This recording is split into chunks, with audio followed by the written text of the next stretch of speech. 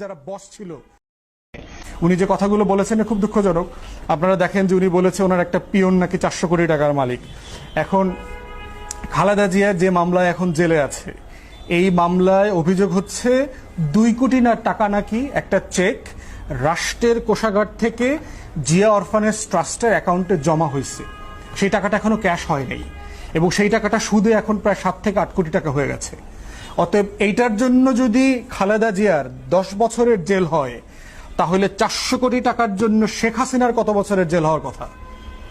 জাহাঙ্গীর তো বাদই দিলাম, জাহাঙ্গীর তো কর্মচারী, ও আসলে কার ক্যাশিয়ার, ও কার টাকা সরাইছে, ওর বিচার হইল না কেন? দুদক কোথায়?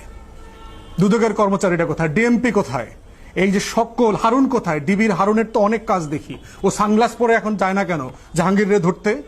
ওর লাল গেঞ্জিটা কোথায়?